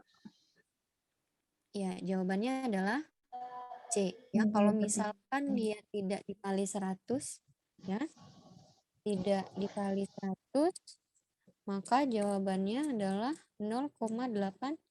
Gitu. Ya. Tapi sebenarnya kalau misalkan cari biovariabilitas absolut ini harus dikali 100 ya teman-teman. Tapi balik lagi ke optionnya atau ABCD-nya. Gitu. Oke, nah Berarti biovariabilitas itu ada juga nggak bisa teman-teman. pilih. Ada biovariabilitas absolut sama biovariabilitas relatif. Relatif. Kalau biovariabilitas relatif biasanya itu untuk sediaan apa ya? Yang tahu? Biasanya untuk sediaan oral, bisa juga untuk sediaan injeksi.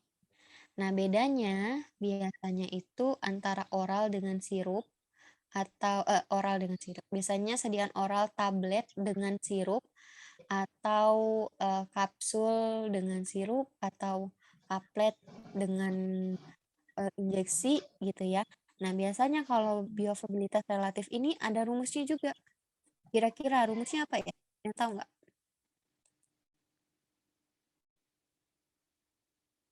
Ada yang tahu nggak rumusnya? AUC ditanya kali dosis pembanding dibagi AUC pembanding kali dosis ditanya, Kak.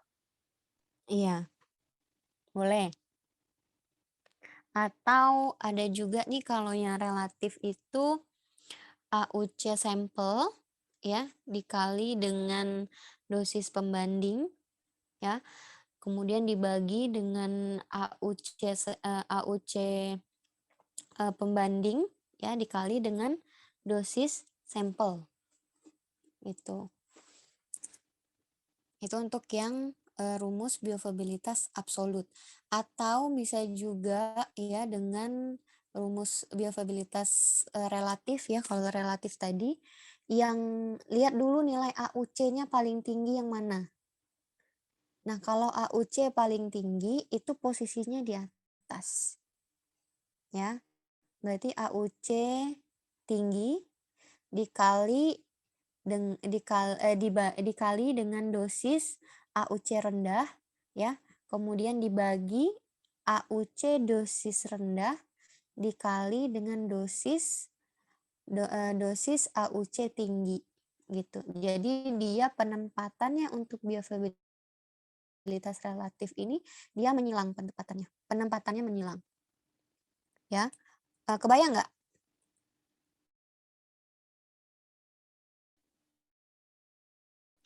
Bayang, Kak. Kebayang nggak, teman-teman? Berarti dia nggak dikali 100% lagi ya, Kak?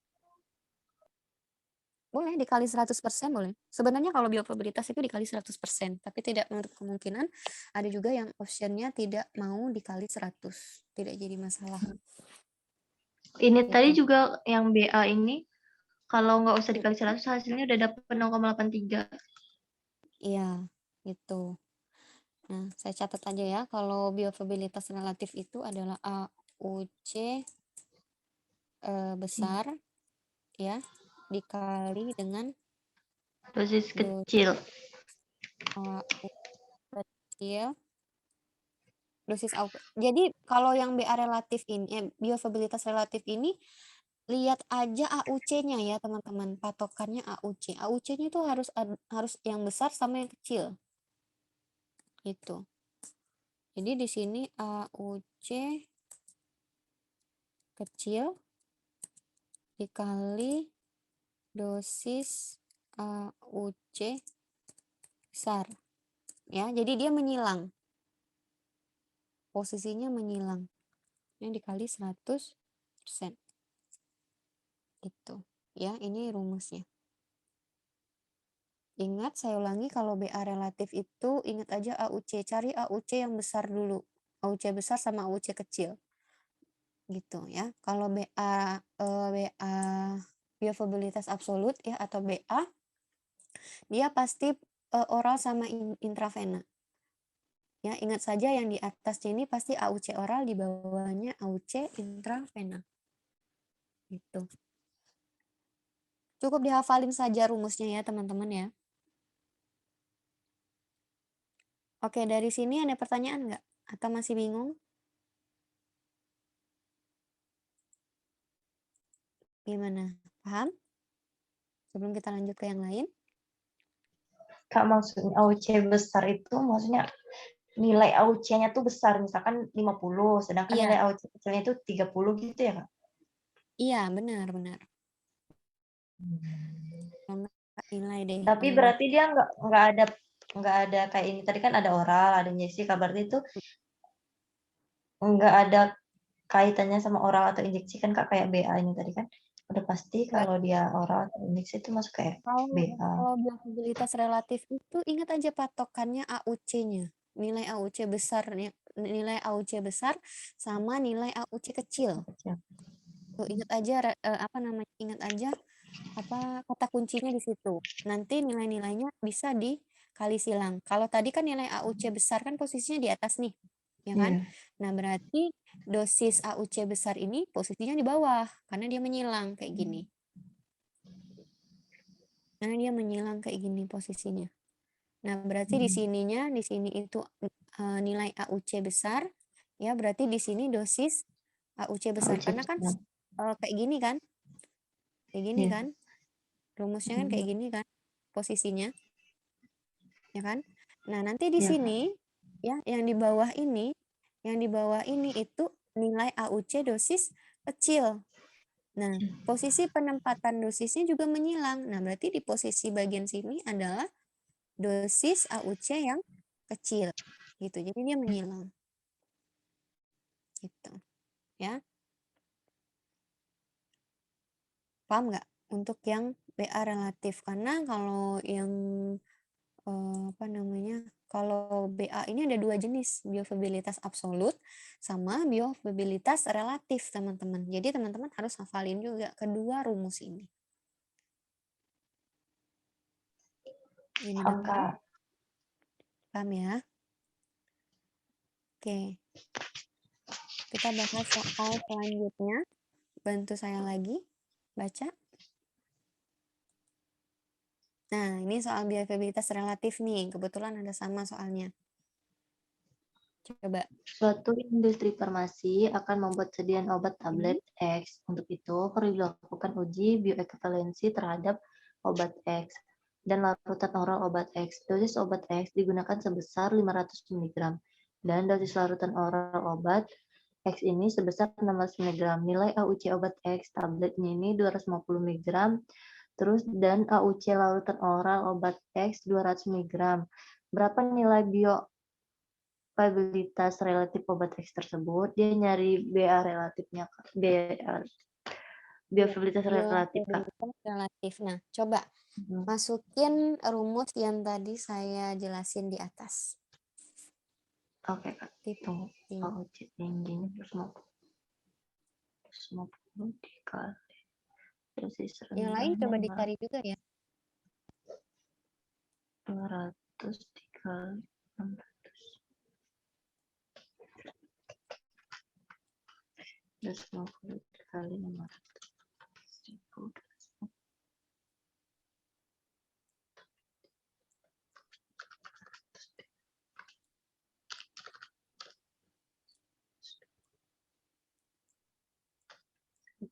1000.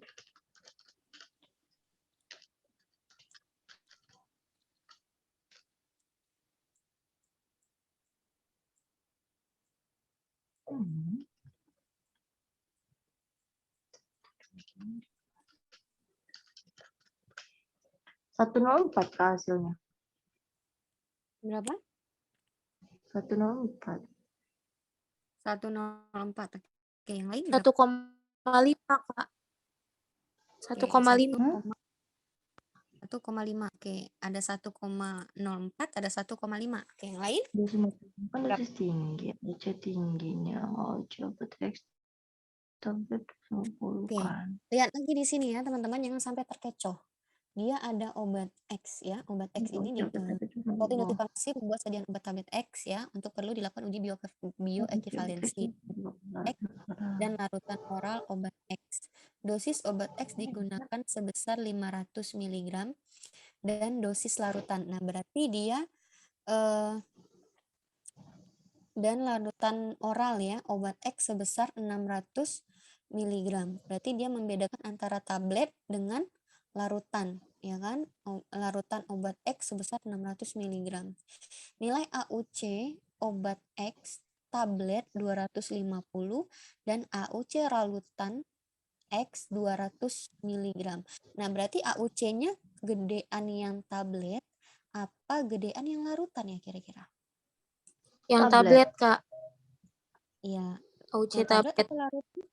Iya, yang besar itu adalah AUC tablet. Berarti AUC besar di sini berapa posisinya? 250. 250. Nah, sedangkan AUC yang kecil yang mana? Larutan. Yang berarti di sini posisinya 200, ya kan? Nah, dosis ini mengikuti. Kalau untuk dosis tablet yang besar tadi kan tablet. Berarti dosis yang tablet yang mana? Dosis tablet yang mana? Dosis tablet 500, Kak. Dosis obat X digunakan sebesar 500. Ini yang tablet ya. Yang tablet 500 berarti ini dong. Gitarannya di bawah. Ini tablet kan yang besar. Iya, benar. Berarti di sini di bawah 500. Nah, sedangkan yang belum itu dosis AUC kecil. Yang 600. Larutan 600. ya, berarti larutan. Berarti 600. Berarti di sini 600. Berapa? Coba 250 dikali 600 hasilnya berapa? Kemudian 150. yang 200 dikali 500 hasilnya berapa? Nanti totalnya berapa? 1,5. 1,5. Yang lain dapat berapa? Ya, aku salah. 1,5, Kak. Sama ya? Oke. Ada yang beda lagi? Yang tadi kakak dapat 1,04. Gimana? Karena tadi tuh awalnya dibagi itu, Kak, yang kecil 500 di atas, 600 di bawah. Iya, betul. Oh, ininya ya. Dia ragunya Kebalik di ya? situ. Iya, ininya kebalik ya? Iya, Iya. dosisnya Ingat, yang tadi kebalik. kata saya iya, tadi kata saya kalau penempatannya itu kan dia silang ya, gini, ya kan? Nah, berarti kalau AUC besar, berarti dosisnya menyilang berarti di sini yang besar. Bukan nilainya ya yang besar, tapi dosis dari AUC besar ini berapa? Ya, paham nggak? Atau ada juga yang mengingatnya kalau bioavailabilitas relatif ini bagian atas ini dia besar-besar semua. Ya. Ada juga ingat bagian atas ini dia pokoknya besar semua lah. Ya kan bisa kita lihat kan nilainya lebih besar 250 lebih besar 200. 600 sama 500 lebih besar, ya kan? Gitu. Ya. Ini juga dia menyilang.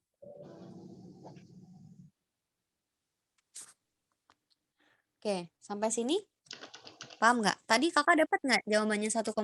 Dapat, Kak. Dapat. Oke. Paham nggak? Ngerti nggak cara yang ini?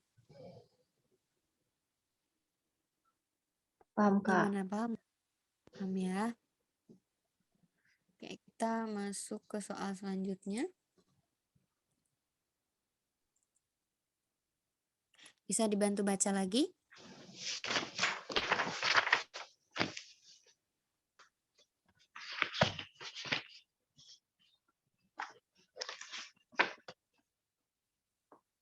Boleh dibantu baca lagi, Kak? Apoteker bagian produksi industri farmasi sedang melakukan pembuatan sediaan tablet salut. Pada tahapan penyalutan atau coating, terdapat proses pengikisan permukaan tablet kasar setelah proses pewarnaan. Tahapan apakah yang dimaksud? Oke, jadi kata kuncinya apa nih dari soal ini? Permukaan tablet yang kasar setelah proses pewarnaan tahapan. Pengikisan permukaan tablet kasar. Pengikisan, Kak. Tablet pengikisan permukaan tablet yang kasar. Ya, dia setelah proses perwarnaan. Kira-kira proses apakah itu? Pada tahap apakah itu? Gitu kan ya? Atau lebih gampangnya tahap apa sih yang dilakukan kalau prosesnya itu melakukan pengikisan permukaan tablet yang kasar setelah proses pewarnaan gitu. Itu adalah kata kuncinya ya. Nah, kira-kira jawabannya apa? Smoothing itu penghalusan, kalau printing itu pencetakan ya.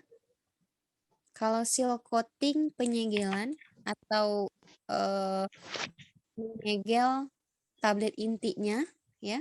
Kemudian polishing itu pengkilapan. Kalau subcoating itu pelapisan dasar. Nah, kira-kira yang pertanyaan ini proses apakah yang dimaksud? Masuk ke mana? A, B, C, D, atau E? Smoothing, Kak. Smoothing. Oke, yang lain?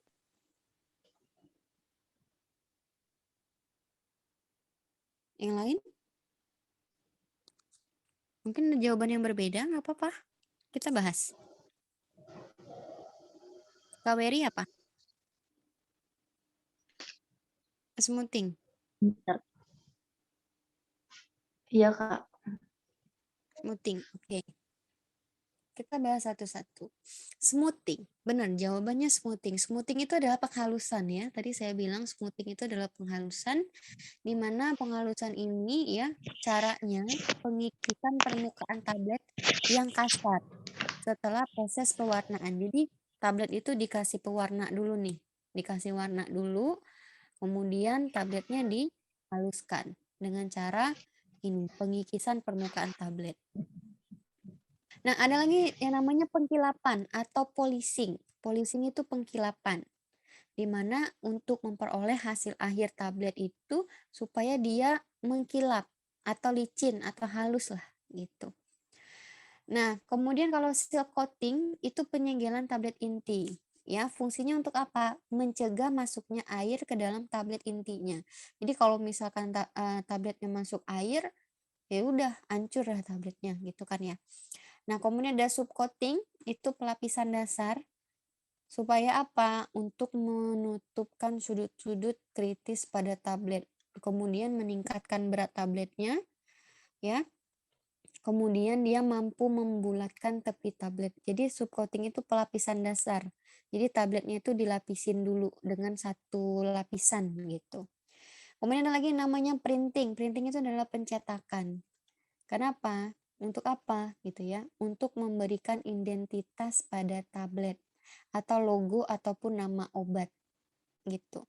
Nah, printing ini mungkin teman-teman bisa pernah lihat di tablet ada identitas, ada logonya gitu ya. Atau mungkin ada namanya di tabletnya, itu namanya printing. Coloring pasti pewarnaan ya. Berarti untuk menutupi kecacatan setelah pelapisan dasar.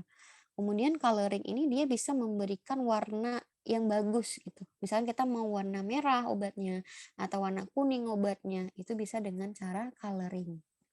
Gitu ya. Nah, ini adalah tahap-tahap proses penyalutan yang dapat dilakukan pada sediaan tablet. Gitu. Nah, dari proses ini kira-kira ada yang mau ditanyain nggak, teman-teman? Gimana? Ada nggak yang mau ditanyain? Dari soal nomor ini. Ini proses akhirnya ya, Kak? Bukan proses akhir, tapi di sini itu yang ditanya adalah proses pengikisan permukaan tablet.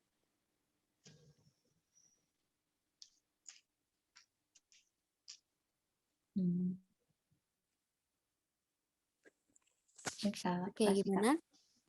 Paham? Paham, Kak. Paham ya? Oke. Ada yang mau ditanyain nggak dari beberapa soal yang sudah kita bahas pada malam hari ini? Ada pertanyaan lagi nggak? Belum, Kak. Belum? Oke. Karena waktu kita sudah selesai ya, sampai jam 9, besok akan dilakukan pembahasan soal lagi. ya terkait soal hitungan maupun soal teori-teori. Waktunya sama ya teman-teman, sama seperti hari ini jam 7 sampai jam 9. Jadi nanti teman-teman saya harap bisa join lagi, kita bahas bareng-bareng lagi mengenai pembahasan soal-soal ini. Oke, dari pembahasan hari ini saya tanya lagi, apakah ada yang mau ditanyakan? Apakah ada yang mau ditanyakan? Sudah, Kak. Sudah? Sudah Kak, Oke. insya Allah jelas. Kalau sudah cukup jelas, alhamdulillah. Selamat bertemu lagi di malam besok ya, malam besok hari. Saya tutup. Kalau misalkan ada kesalahan, saya mohon maaf ya teman-teman ya. Kalau misalkan ada kesalahan, bisa dikoreksi atau bisa hubungi saya dan besok saya perbaiki lagi. Oke, sampai di sini saya akhiri pertemuan kita. Billahi taufiq wal hidayah. Assalamualaikum warahmatullahi wabarakatuh. Waalaikumsalam.